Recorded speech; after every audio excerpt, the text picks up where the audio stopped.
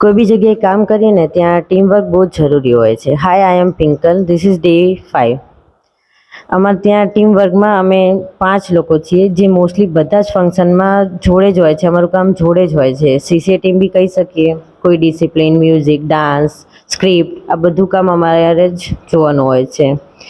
એમાંથી અમે અત્યાર સુધીના બહુ જ બધા ડે સેલિબ્રેટ કર્યા છે. Father's day, mother's day, grandparents day, annual day, sports day, પછી એમઓસી, કેઓસી, બહુ જ બધું, જેમાં અમારા લોકોનું ઇન્વોલ્વમેન્ટ સૌથી વધારે હોય છે એવું હું કહી શકું છું.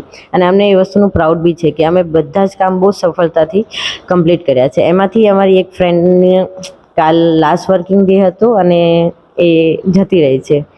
અને સિરિયસલી આજે અમે એને બહુ જ મિસ કરી રહ્યા છે. અમને મીન્સ કે જવાની હતી તો એવું ફીલ નહોતું થયું, પણ અમારી જે નાની નાની મુવમેન્ટ છે કે મોર્નિંગમાં આવીને જોડે નાસ્તો, મીન્સ કે બહુ બધી મેમરી છે જો હું વર્ડમાં નહીં કહી શકું. અમારું બપોરનું લંચ, અને seriously we really miss you.